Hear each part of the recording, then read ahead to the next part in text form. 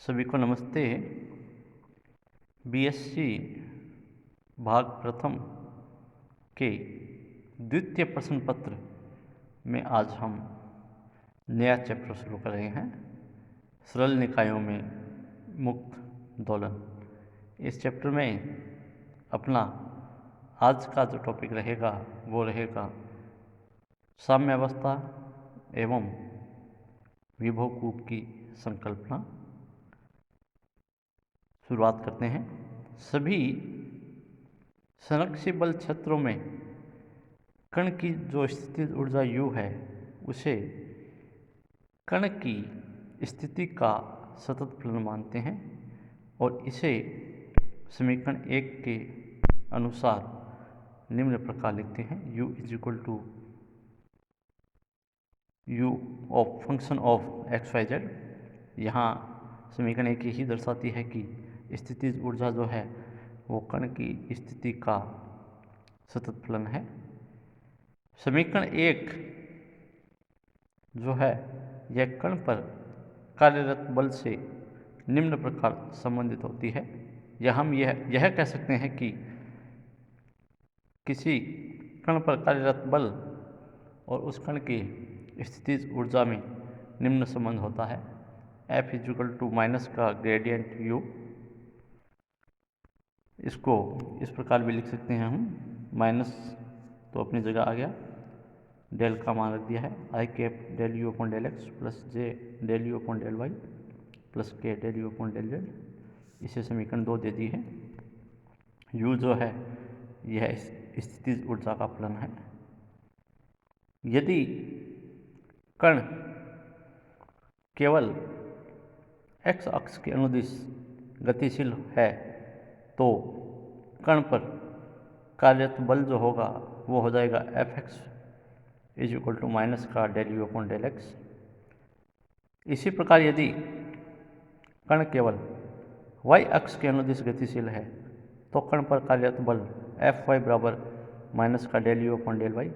और यदि कण केवल z अक्ष के अनुदिश गतिशील है तो कण पर कार्यरत बल Fz = माइनस का del U/del z।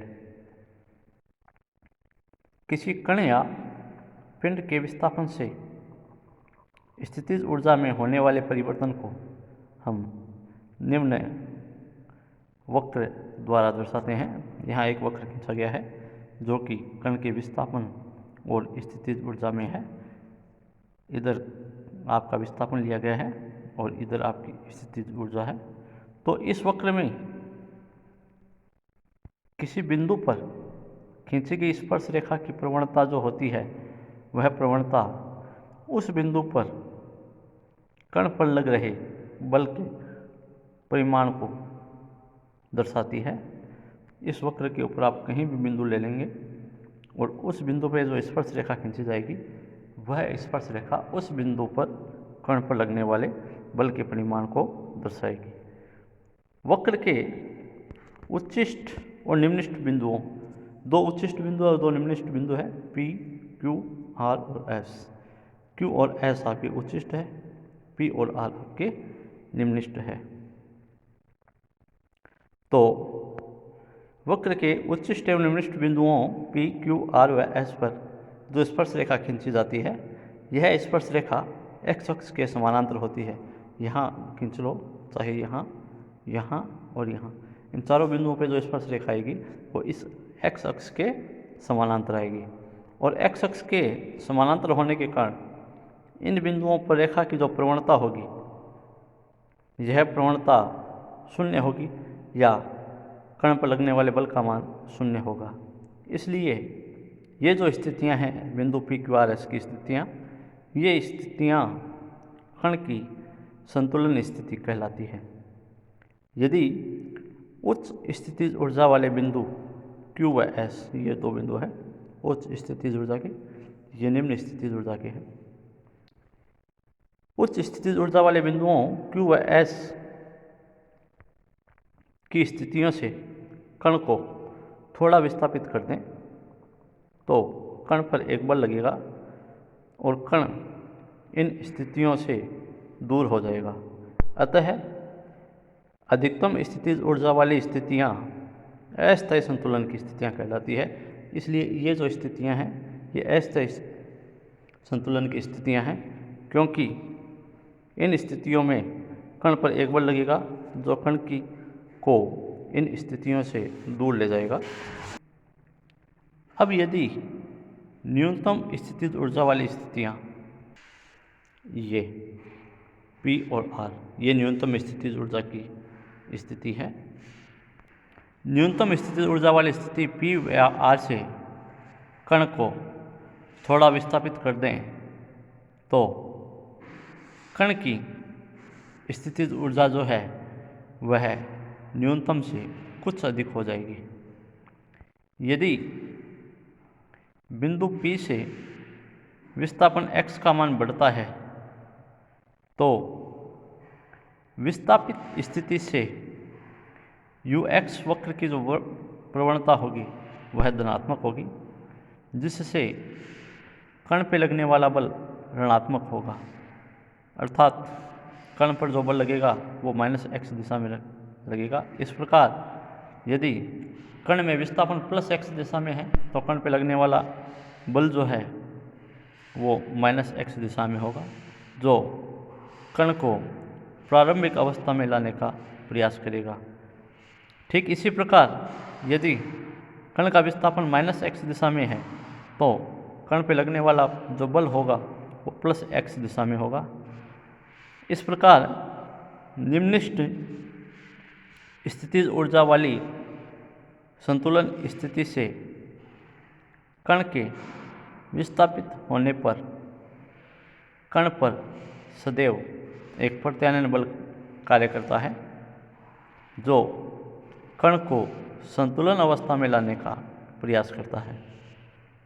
इस प्रत्यानयन बल के कारण कण न्यूनतम स्थितिज ऊर्जा वाली स्थिति P के इधर उधर बिंदु A व B के मध्य दोलन करता है।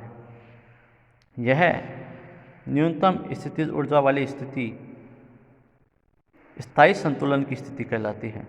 अतः कण की स्थितिज ऊर्जा विस्थापन वक्र आरेख में न्यूनतम स्थितिज ऊर्जा वाली संतुलन स्थिति के इधर उधर बिंदु A व B के मध्य परिबद्ध क्षेत्र को विभव कूप कहते हैं। ये परिबद्ध क्षेत्र जो है इसे विभव कूप कहते हैं। विभव कूप के उच्चतम एवं न्यूनतम स्थितिज ऊर्जा के अंतर को विभव कूप की बंधन ऊर्जा कहते हैं। कण की ऊर्जा जो है वह बंधन ऊर्जा से कम होने पर कण विभव कूप में रहता है। कण की यह अवस्था बद्ध अवस्था कहलाती है। यदि बिंदु x पर कण की स्थितिज ऊर्जा ज्ञात की जाए तो यह स्थितिज ऊर्जा टेलर विस्तार प्रमेय से निम्न प्रकार ज्ञात की जाती है। ux बराबर ux0 प्लस 1/2 के x minus x0 square plus 1/6 k1 x minus x0 की घात 3 टेलर विस्तार प्रमेय है ये। इसे आप मैथमेटिक्स में ज़्यादा विस्तार पूर्वक देख सकेंगे।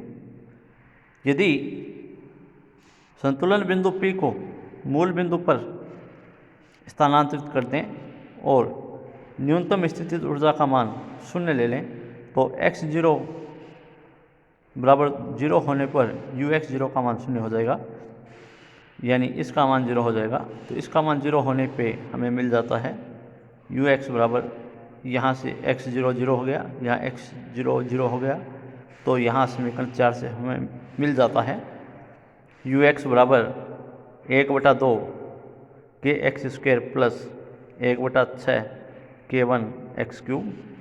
यह समीकरण 5 हो गई। तो कण पर लगने वाला बल जो आएगा वो आ जाएगा Fx बराबर माइनस का del u upon del x. तो इसका अवकलन कर देते हैं x के सापेक्ष। इसका x के सापेक्ष अवकलन होने पे हमें मिल जाता है माइनस का के x minus 1/2 k1 x square, सामान्य अवकलन विधि है। यदि कण का विस्थापन अल्प है तो x के उच्च पदों को हम नगण्य कर सकते हैं।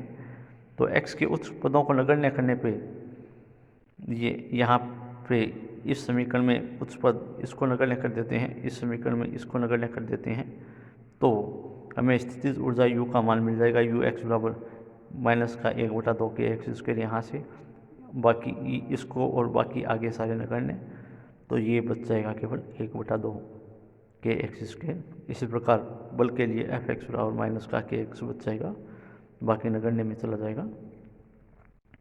तो ये समीकरण 5, 6, 7 जो है ये कण के लिए स्थितिज ऊर्जा और कण पे लगने वाले बल को दर्शाती है। समीकरण 7 की स्थिति जिसमें कण की स्थितिज ऊर्जा और कण पे लगने वाला बल है, इस स्थिति में स्थितिज ऊर्जा U और विस्थापन के मध्य जो वक्र खींचा जाता है, यह वक्र इस चित्र के अनुसार परवलयिक आकार का होता है। इधर आपका विस्थापन है, इधर स्थितिज ऊर्जा है, तो ये आपका वक्र है। विस्थापन 0 होने पे स्थितिज ऊर्जा भी 0 है, और जिस जैसे विस्थापन बढ़ता है स्थितिज ऊर्जा बढ़ती है। तो यह जो वक्र होता है ये आपका परवलयिक आकृति का होता है, और कण पर कार्यरत बल विस्थापन के समानुपाती और उसकी दिशा के विपरीत होता है। इस प्रकार परवलयिक विभव कूप में कण की दोलनीय गति जो है यह सरल आवर्त गति होती है। इस दोलनीय गति को हम इस चित्र द्वारा दर्शाते हैं। यह चित्र या यह वक्र जो है यह विभव कूप जो आपको दिखाई दे रहा है, यह एक स्प्रिंग से लटकी वस्तु के दोलन के लिए है, अन्य के लिए नहीं। तो ये आपका पहला टॉपिक था। इसमें हमने साम्यावस्था एवं विभव कूप की संरचना के बारे में चर्चा की। धन्यवाद।